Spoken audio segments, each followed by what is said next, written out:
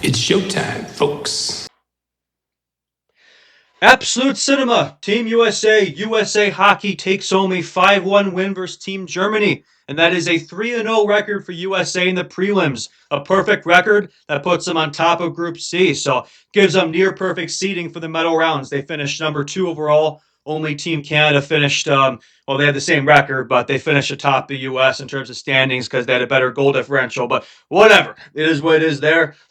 Pretty much perfect from the U.S., I would say, through the first 3 games. A bit of adversity through those first 2 games against Latvia and Denmark. But I think this game against Germany was definitely their best performance. And it's good to see it as well because I think Germany's probably the best opponent they played so far. So you want to save your best performance for last and heading into the medal rounds.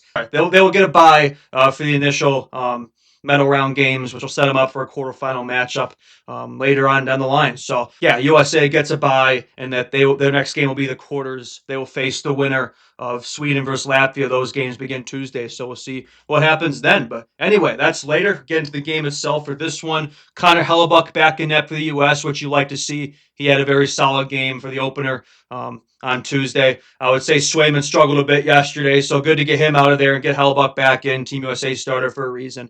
And then Frosgrab in net for Germany. Who is that? I don't know either. But yeah, he was in net for Germany. A couple changes to the lineup heading into this one. Clayton Keller draws in for the U.S. and Kyle Connor draws out. So a couple changes there. But yeah, getting to the game itself. Period 1 underway. USA gets a power play pretty early on. This power play was kind of a disaster. Matthews and Hughes ran into each other at one point on the zone entry. So it was just a bit of a discombobulated unit, and they would not convert as a result of that. So pretty rough power play there, which you don't want to see to start off the game, but it is what is there. Germany definitely had a strong push, I would say, in this period, especially late in the period. They were definitely in this one, and it was another kind of slow, sluggish first period for the U.S. Just kind of been a theme for them this tournament. They didn't have the best first periods against Latvia or Denmark either. This is another game I'd say the first period wasn't that great, but the U.S. start to push a bit late in the period. Jack Eichel scores a goal. He thinks he has a goal, but the whistle was prematurely blown there, so the goal is called off, doesn't count. They take it personally, though, because the U.S. would convert very shortly thereafter, courtesy of Zach Werenski. He's been great for this team on the blue line, one of our best defenders, and he strikes for the U.S. Walking in from the blue line, 8 seconds remaining in the period. So you like to see that. Right as the period's about to expire, you leave the period with something, right? Tough for Germany, right? Because you played a near perfect period to that point. You last just 8 more seconds, and then you can go into the second, tied 0-0 versus the U.S. You feel pretty good about that, but more quite able to get to the end of the period there. So good for the U.S. to be able to leave the period with something. I think heading the second period, you could tell the U.S. rode that momentum very well.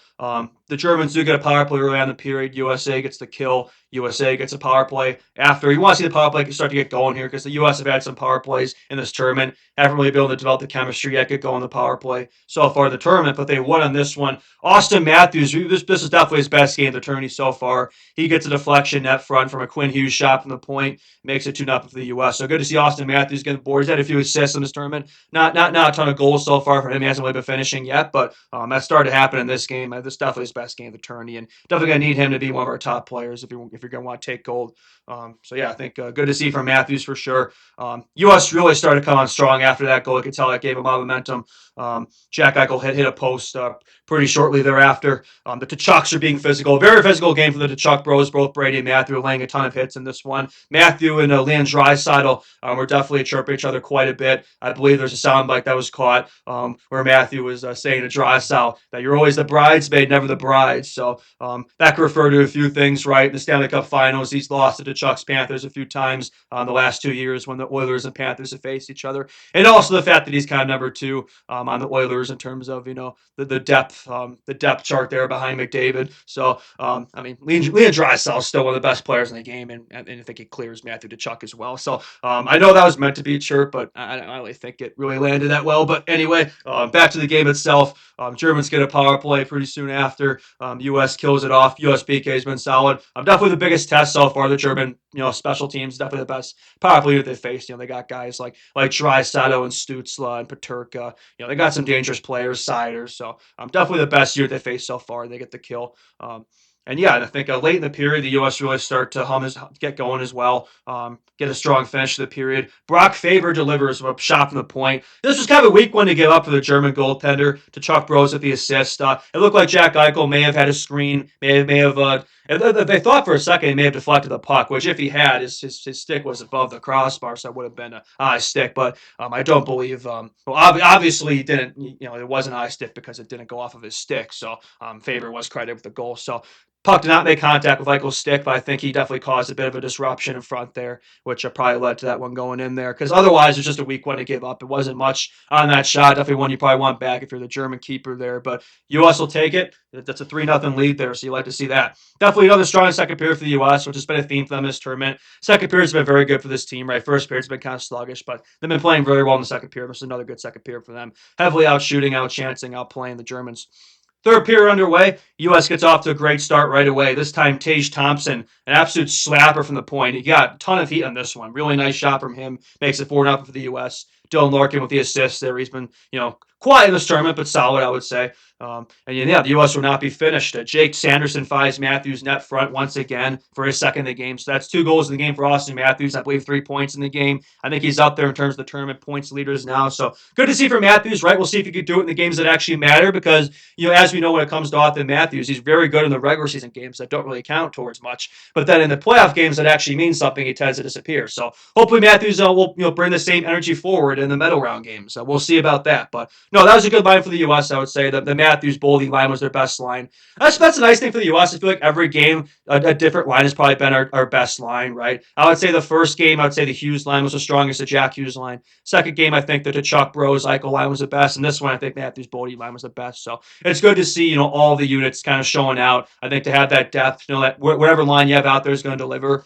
I think that's a good thing. It's a good strength to have for this team, right? You're going to want to have that. So I think depth production as well. I think 11 different players have scored for the team in this tournament. So that's very good to see. And they're getting production from the back end as well. And the goaltending outside Swayman's been good. Hellbuck's been good so far. So really not a lot of weaknesses so far. Special team's been good. It's just the only thing you could say is the opposition, right? They played Germany, Latvia, and Denmark. So not the greatest opponents there, but again, yeah, we shall see. But yeah, not really much else to say about the game itself. Timmy Stützle would get a goal for Germany. He walks in for a nice snipe, so at least Germany avoids a shutout there. USA got a kill late in the game as well. But yeah, I think that's all I have to say about this game. I think overall, of the 3 games played so far, I think this is the best game played for the U.S. so far. Definitely the biggest test they've had so far, so you like to see that. They win the group with a 3-0 record, perfect record, finish second overall behind Canada, and sets them up for a nice seeding heading into the medal round. So, that's all I got for this game. A few points, though, before I leave, I do want to say it's been great watching this Olympic hockey, man. The first time I see NHL players back at best and best, Olympic hockey since 2014. It's an absolute shame we've been robbed of this the past 12 years, right? But better late than never. I think the Four Nations tournament gave us a nice precursor last year in terms of what to expect. And so far, I think these Olympics have been delivering.